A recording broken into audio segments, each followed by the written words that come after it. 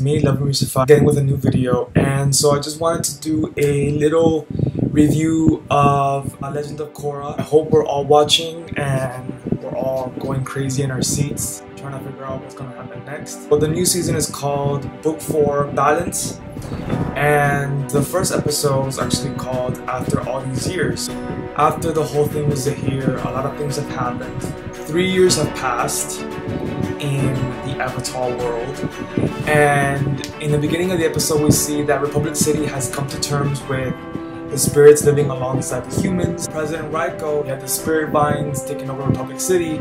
He was completely against it, and he wanted the Avatar to get rid of the spirits, but it was impossible because now, after harmonic convergence, the spirits are back in the physical world and just taking their place, their rightful place alongside the humans.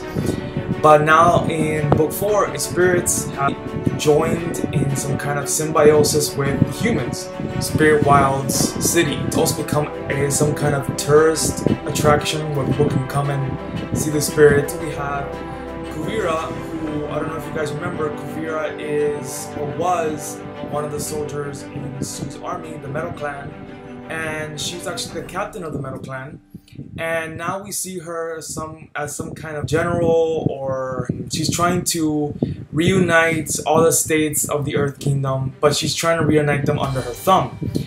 And she's not trying to reunite them in a good way, because it seems as though the only way that she can reunite them is by force. There was a town called Yi where she came to save them, and she offered the governor a deal that if he gave all the power of the state and the leadership of the state, that she would give him food and supplies for his people. That he didn't want anything to do with her, and she basically told him that if his pride got in his way, that his people would die of starvation, because Ba Sing Se is now overrun with bandits after the fall of the Earth Kingdom, after the death of the Earth Queen.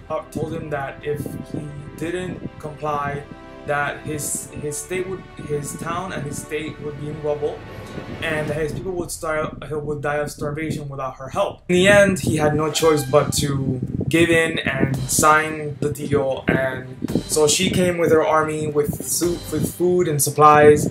And so it seems as though the writers of the Avatar series are kind of making her kind of like the Avatar, but the negative Avatar, like the evil Avatar.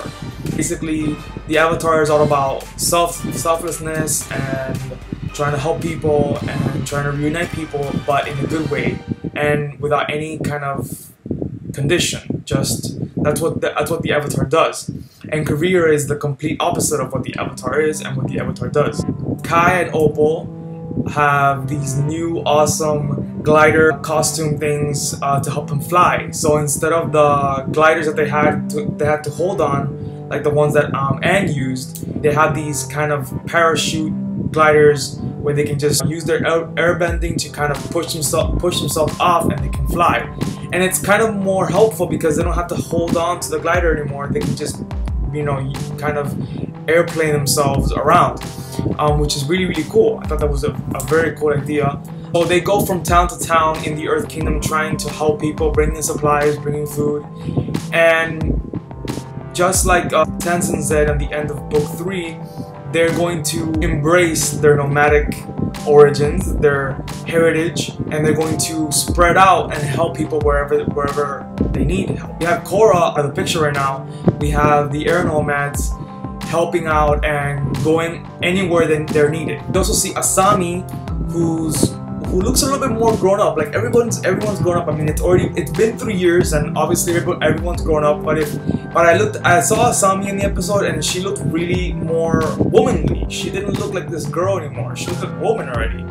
And obviously she's the head of her company now, and she built some kind of railway between Republic City and Ba Sing Se. Also Mako, who is the new bodyguard for the new prince, who's going to be appointed the new prince of Ba Sing Se. I think he's the nephew of the Earth Queen, but it doesn't seem like he's very political.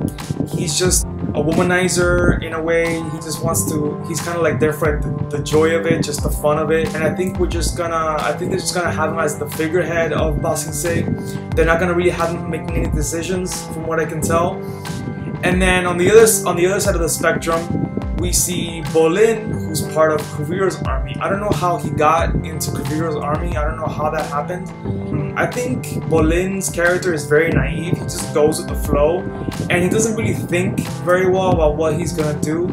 So I think that was kind of just like maybe it was just kind of like the best thing that he had going for him at the moment, and he just decided to join Kuvira's army.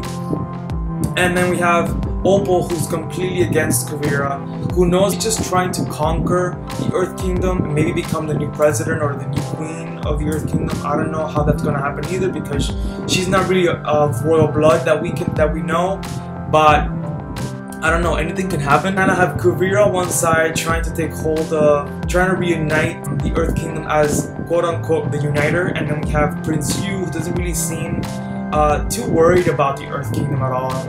So we have these two people we have this one person who's not really doing much to help anybody, and then we have Kuvira trying to unite all these states. And even though she's doing it in a bad way, she is trying to bring some type of order to the Earth Kingdom.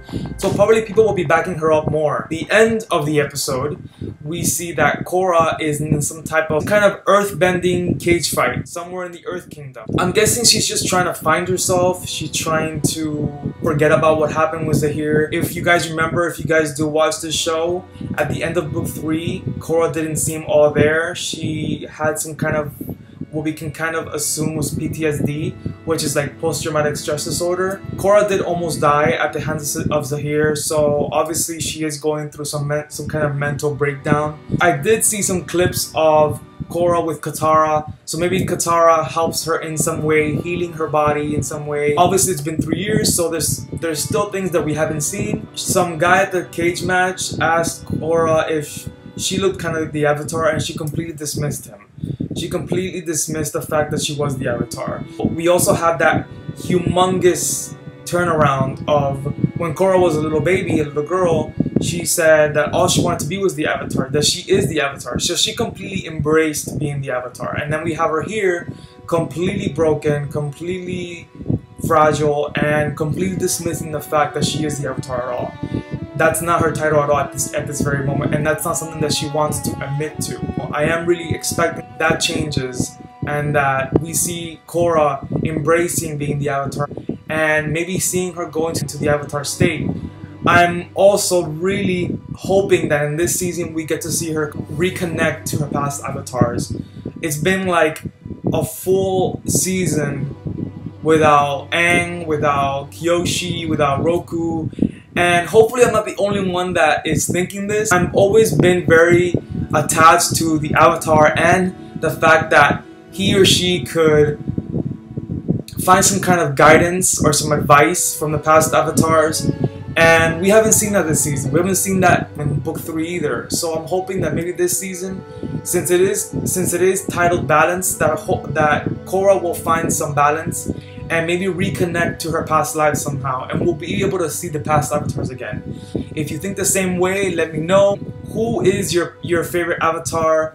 Aside from Korra, who's your favorite avatar? Let me know. And what do you guys think that will finally get Korra out of her funk? Let me know in the comments below, and always remember to like or subscribe to this video. Thanks a lot. Peace out, guys. Thank you for watching.